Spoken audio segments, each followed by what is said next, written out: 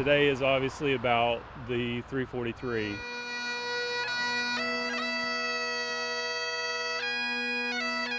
I walked for Gary Box on Squad 1. Thomas Foley. And Paul Taffy. It's an absolute privilege to be among you this morning as we remember. You can likely remember where you were and what you were doing at 8:46 a.m. when you learned a plane had collided with the North Tower of the World Trade Center.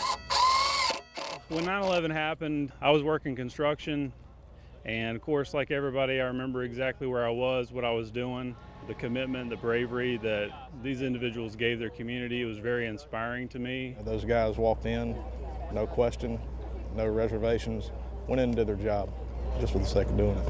I pledge allegiance to the flag of the United States of America and to the republic for which it stands, one nation, under God, indivisible, with liberty and justice for all. 9/11 is about being together, family, honoring the victims of that day, regardless of what's going on in the world. The hurricane impending on the state, we could be mobilized, any department can be mobilized to move to the coast or wherever is needed to help out. Nothing's going to stop us. I take this bridge with a hurricane. There's a lot of people here today that'll be working, taking care of their citizens when this storm hits. On 9/11, they're all walking into the smoke. All you see is the backs of coats. All you see is the backs of helmets. And this day, we're doing that same thing. We're doing what they would do because this is what they would do for us. Christopher Blackwell. Arthur Berry. Stephen Belson. Lieutenant Michael Quilty, Lighter Company 11.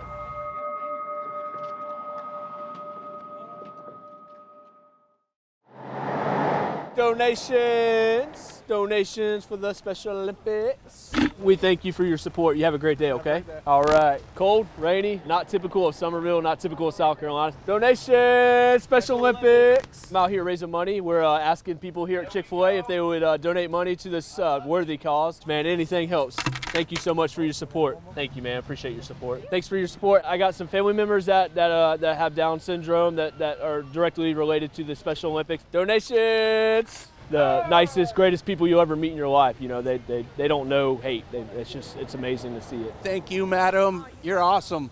Thank you. Thank you so much for your support. Sweet. Have an excellent day. This is one of these days where we can do a lot of laughing, have a lot of fun, meet some wonderful people in our community. He's digging deep. He's digging deep. He's digging. It's great. You know, last year we added that megaphone thing. Oh, we got a donor right here. Special Olympics donation. Would you like to donate to the Special Olympics? I'm telling you, stick around for a little while, you'll laugh. You'll laugh a lot listening to these guys, just having a good time. Donations! Whoop, whoop. Sir, would you like to donate to the Special Olympics? You got that Viking beard, sir. Come on. Just to be able to see them participate in the games at no cost to them or their families is what makes it all worth it. Donation! Thank you for your support. Thank you.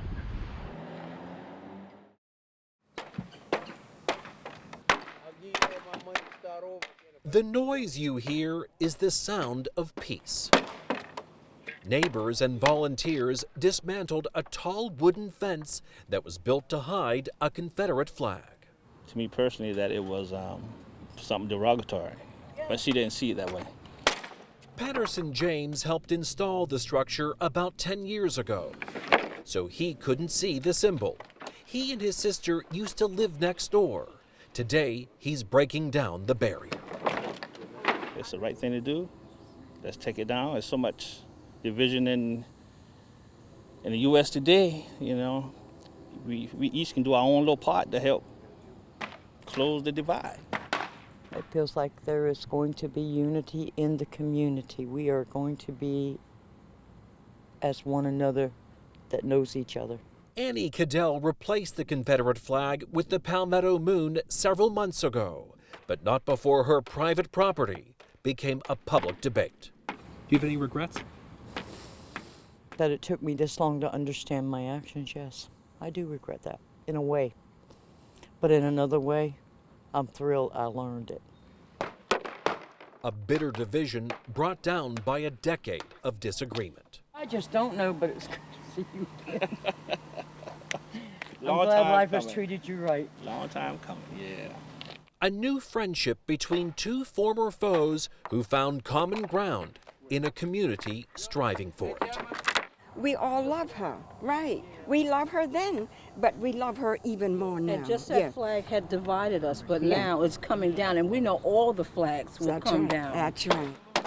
In less than an hour, the fence disappeared from the landscape as a path to progress was forged. The fence is down. Thank you, God. The fence is down.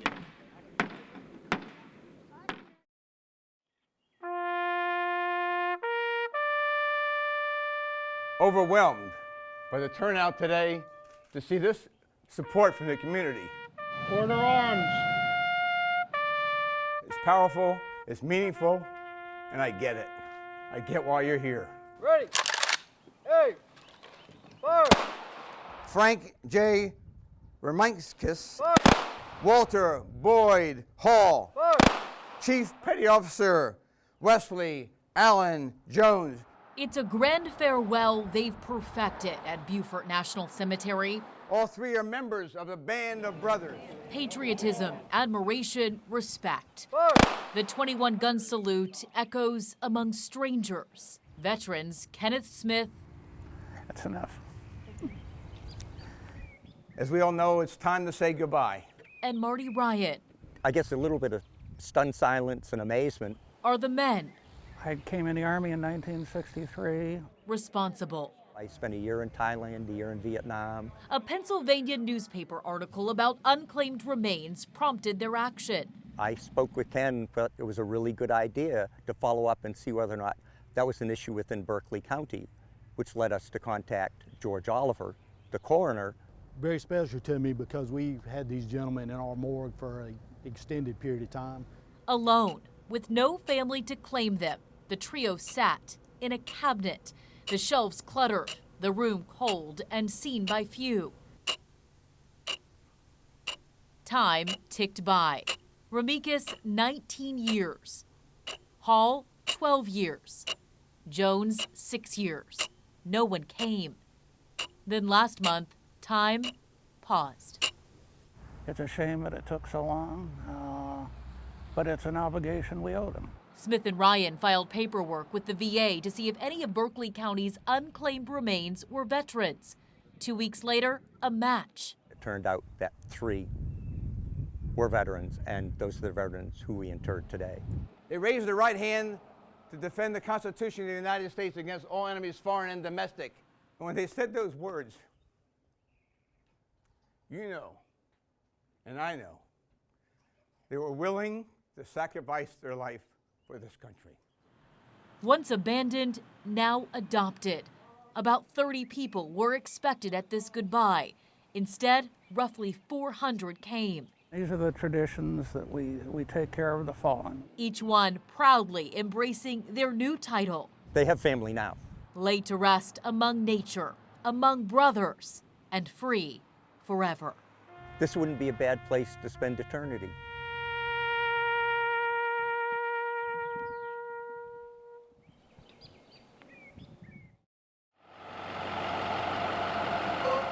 Driving up to the entrance of Dillon Middle School is a box truck filled with hope. Greg Rowan opens the door to 10,100 pounds of precious cargo. He and Steve Bendix are unloading it at a hurricane evacuation shelter inside the school. So how long have you guys been here? 6 days. 6 days. An army of volunteers from the American Red Cross, state and local law enforcement, and others unpack the goods and take them inside for processing. For Greg and Steve, their mission is simple. Compassion. We just want to show the world the love of Jesus Christ. It's not about religion, it's about a relationship with Jesus, and what better way to show somebody the love of Jesus than to help them through a crisis. The disaster relief effort comes from their nonprofit Christian-based group, World Compassion Network, in Warsaw, Indiana. They donated boxes and buckets full of supplies for people dealing with the ravages of Florence. So far, I got a telephone call. Somebody broke in twice already, so I just couldn't get there. Jerry Floyd tells us about a crime at his Dillon County mobile home after he and his young family evacuated to the shelter. Now they watch Good Samaritans deliver much-needed supplies. Whoever those people are that dropped off those goods or whatever, Yeah, thank God. Yeah. I'm definitely thankful for them. Yeah. Because that was very kind and very, Yeah. you know, We that needed shows it. empathy. And that's what the world is missing now. It's welcome relief for those who face an uncertain future with gifts from strangers like Greg Rowan. It means a lot to them that somebody really would care enough to help them in their time of need, and that's what it's all about.